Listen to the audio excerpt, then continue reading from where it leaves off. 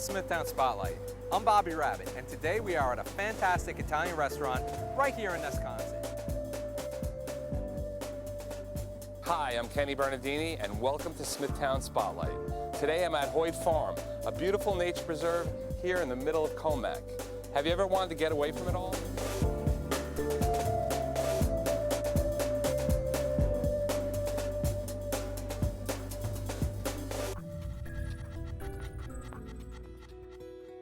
The Guide Dog Foundation has been around since 1946. It started when veterans were coming back from World War II. They were having visual problems and a few other things, and that's how the Guide Dog Foundation started. In 2003, America's Vet Dogs came onto the scene. With the conflicts going on in Operation Desert Storm, the foundation saw a lot of veterans coming back that were having some issues, some disabilities, some limbs missing, brain injuries, blindness, visual impairment. It was an opportunity for the foundation to create a program to help support the veterans that are sacrificing so much to protect our country. On the website, there's a bunch of information about what we do here on campus, the type of dogs that we raise and train, the types of issues that we deal with as far as what the students are coming in with, whether they're visually impaired, have hearing issues, any other things that may be going on in their lives. There's an application process. You can find that online. You can apply online. And once the application goes in, our Consumer Services Department reviews all that information and then contacts the individual to see if they have a spot in the upcoming class or something down the road. We're a fabric of this community. We've been in Smithtown since about the early 80s. The townsfolk and the restaurants and the business people here have accepted us and welcomed us with open arms and let us go into the different restaurants and stores, and it's really a great place to be. We're right off Jericho Turnpike. We have 10 acres here. In the building we're in now, which is the main operational building for the foundation, you'll find the finance department, different training rooms, the admin offices that do all the fundraising, the events, marketing, public relations, anything else. On the right side of the building, we have our residence hall, and we have 19 individual rooms with individual bathrooms. They have their own phone, internet connections, wireless if need be. We have a dining hall with a chef that cooks 3 meals a day. We have a snack bar, and in the snack bar it's really interesting. In the snack bar we have different types of seating. So when you go in there, you'll see seating that looks like what you find at McDonald's or at a diner or at any other kind of establishment, and we want to provide opportunities for the dogs to get comfortable with those types of seating arrangements. So when somebody goes to a restaurant with their dog, the dog knows, oh, I'm familiar with this type of seating, I can just kind of lay down right here. On the other side of the street, we have our kennel. We have all the training facilities over there. That's where our training staff are. That's where all the adult dogs are. They do a lot of training inside the kennel over there, and then they take them off-site and into areas on campus to train. There's a couple of fenced-in areas to let the dogs do some free runs, let them run around, get some energy out. The Breeding and Development Center, which is one of the original buildings we've had, that's where we have kennels to do boarding, where puppy raisers or handlers can bring their dogs here if they're going on a vacation or they can't take their dogs somewhere. They can leave their dog with us free of charge, and we'll watch them. We also have the nursery over there in our puppy department, volunteer puppy raisers, tons of puppies. There's always puppies running around. It's a great thing to do and see. If you need a break in the day, you can just go over to the nursery and play with some puppies, which is awesome. In the back, we have a huge area where it's set up with different types of curbs and different types of ramps. We have some obstacles for some of our students to work with. We have some stairs that have backs on the stairs and then some open-ended stairs. Some dogs get a little intimidated when they don't see the backs of the stairs and they can see right through, so we do a lot of practicing on the different types of stairs that we have here. We have a couple of little nature walks that people can take if they need a break from the day, from training.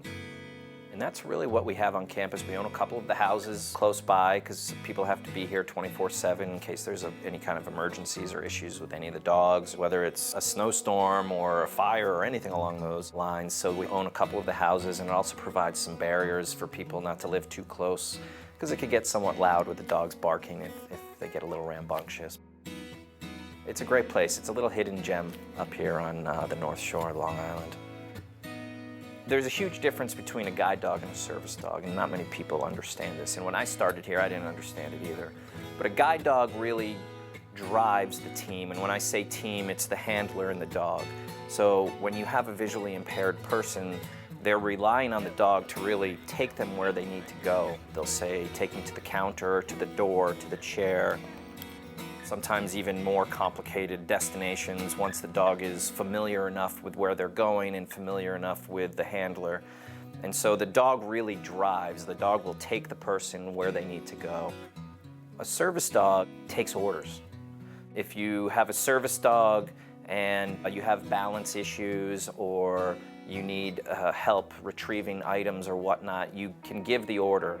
The person that gets a service dog usually can see and speak and be familiar with the environment they're in. Visually impaired people, they can't, they don't.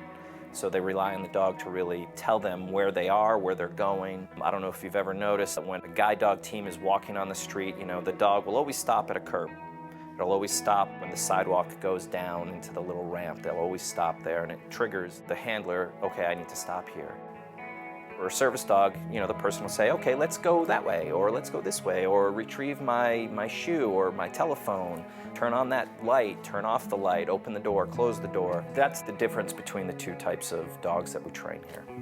The people that come here, not all of them are 100% visually impaired. Some of them are getting there. Sometimes it's a benefit for folks that haven't completely lost their sight, so they can kind of get a better understanding of how to work with their dog. They know their environment, they know where they're going, so when they have a dog, and ultimately, eventually, if they do lose their sight, they're so familiar with their environment that they know where they're going just by the feel and the walk and the sounds of things. People that come here, they don't have to be 100% visually impaired, but I do believe they have to be legally visually impaired. Basically, when a person applies for a job as a guide dog trainer, they're going to go through the application process. College education sometimes is a nice thing to have just because it shows you have the ability to stick with something for a number of years. Also, if you've worked with handicapped people, that's going to help as well. Our apprenticeship program is 3 years. That's from start to finish. You're taught how to work with the dogs, how to work with the people. At the end of the 3 years, you become an instructor. When you become an instructor, then you're more on your own. So we need somebody who's going to make the commitment and stick with it. The training process, we work with the dog on obstacle work, stopping at curbs, traffic. We do walks along areas where there is no sidewalk, which we call country walks. And as long as the dog does well during that training, then he is ready to be a guide dog. There are various reasons that a dog might not make it through the program. If they're too distracted by animals, to the point that we don't feel a blind person would be safe, then he would be released from our program and possibly fit into some other programs. As a dog goes through the training process, they're constantly being evaluated. They make it through the training program, then hopefully we have a person to match them with. We match dogs to the people based on the environment that the person lives. Do they work in the city? Do they do the subway every day? Do they go to the mall? Do they live in a country environment? What pace they walk? Their different special needs, being able to act as a balanced dog as well as a guide dog. Some people walk 10 miles a day. Some people just go around a block.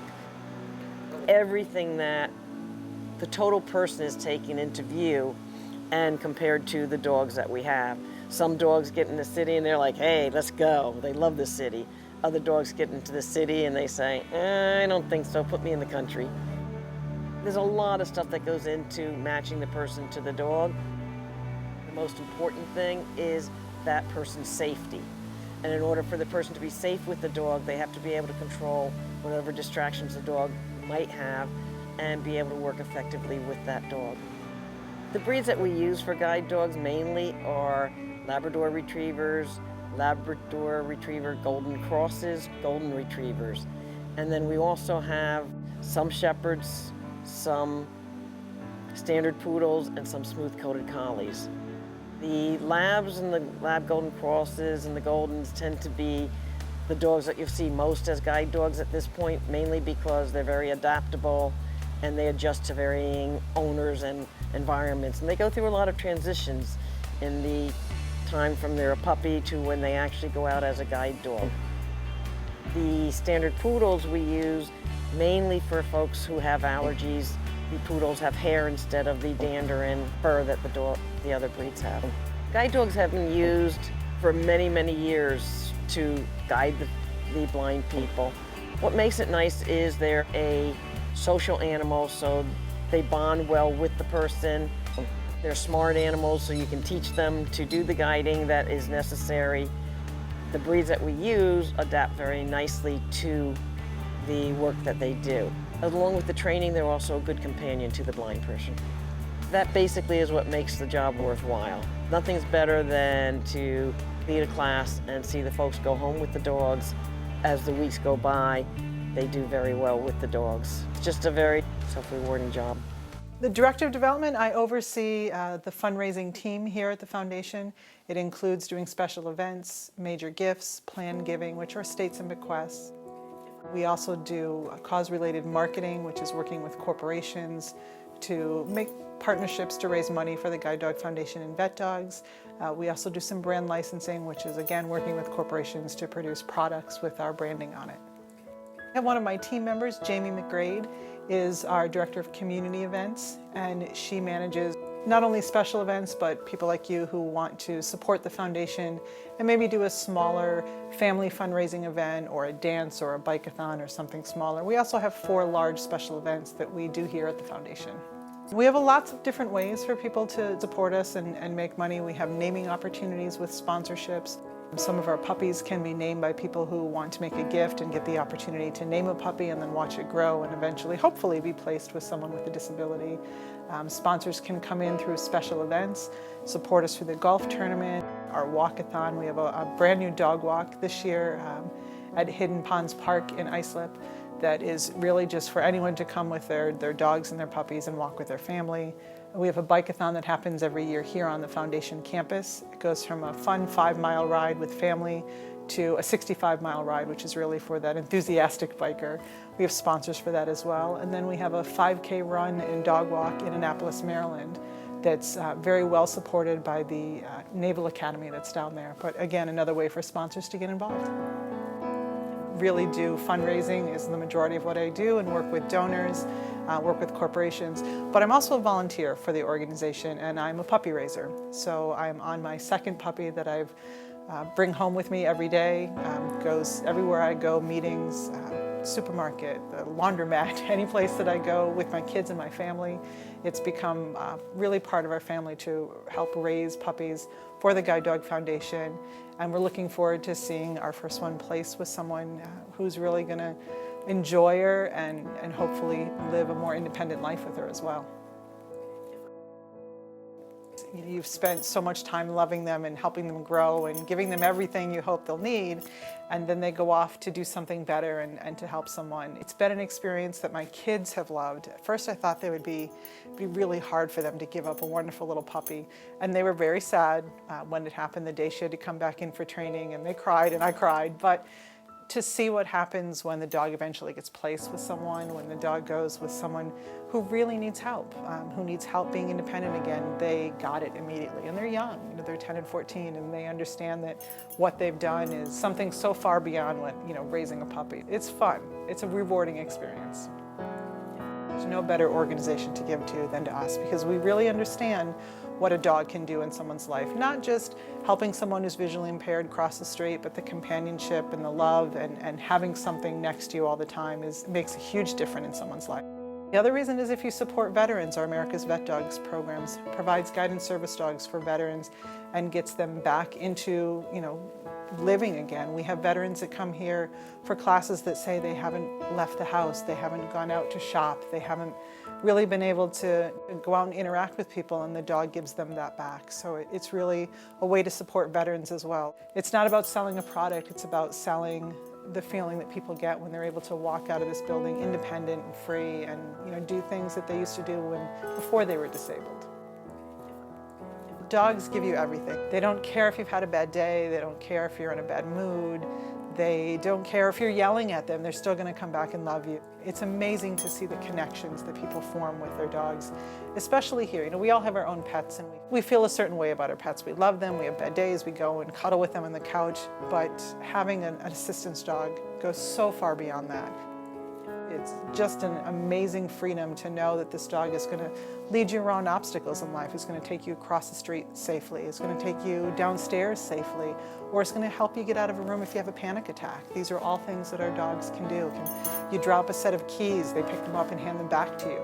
Things that we take for granted, these dogs can do for someone with a disability. It's just that feeling of knowing you have a constant companion that's never going to fail you. They're always going to be there for you. Well, I'm Consumer Services Assistant, and what I do is I answer phones, I talk to our applicants, people that are applying for a dog, I talk to our graduates, I direct their calls to different departments, do some speaking engagements. Meeting my dog for the first time was kind of like when you're having a baby. Well, in the old days when you didn't know what it was going to be. We find out shortly before we get it that it's a girl, it's a boy, it's a yellow lab, the name, and then they put us in our rooms. One by one, bring us our dogs to our rooms. It's very emotional. It's somebody that you're going to be with, hopefully for a long, long time. It's just a very touching moment. It's a great feeling. I have had 2 dogs from the foundation. My first dog was Ruby, and she was a black lab. Now I have Fran, and Fran is 8 years old. The end of September, I'll have her 7 years. I wasn't born blind. I was diagnosed with retinitis pigmentosa, which is a hereditary eye disease. They used to call it tunnel vision, so your peripheral vision slowly gets smaller and smaller. I was 27 when I was diagnosed. It's a deteriorating condition. If you're slowly going blind, you have to try and do things in a different way all the time. So that can be very frustrating. Having a guide dog is the best thing that I've ever gotten to help me with my situation. Well, obviously I wouldn't be here if I didn't have a guide dog, but really, a guide dog really has changed my life. My family doesn't need to worry about me as much anymore. I can go out on my own. It's really been a very, very positive thing in a situation that may not have been so positive. It's been a wonderfully positive experience. When you are visually impaired or blind, you have to learn to live in a sighted world, not being able to see, so you have to figure things out. All of a sudden, you can't see the dial on the phone, or you can't see how you look in a mirror. Things like that. Of course, emotionally upsetting, but you have to go forward, deal with that. My family supports me, and it's just like somebody who has high blood pressure or diabetes. We have to deal with our situation. I've been very successful at dealing with my situation. Do I have my moments where I'm frustrated and want to cry sometimes? Yes, I do. Our training program, once you're accepted and we find a dog to meet your needs, is a 25-day program. Our students come to our facility here in Smithtown. They have their own bedroom, they have their own bathroom. They train here with their dog for 25 days. We go out training with our dogs twice a day. Also, our America's Vet Dog program is a 2-week program. They also stay here as well. The training is amazing. The instructors are amazing, and they help you so much. It's really a wonderful time, but yet also it's a lot of hard work. But the hard work pays off. Usually the classes are 8 to 12 people. There are 2 instructors usually. It's a community for 3.5 weeks. You will never forget that this dog is going to give you your independence back. I wouldn't go anywhere by myself without Fran. We're a team. We are joined at the hip, so to speak. It's a bond that extends further than just having a pet. Guide dogs or service dogs have with their handlers. We have sponsors at the foundation. Fran was sponsored by a Lions Club here on Long Island.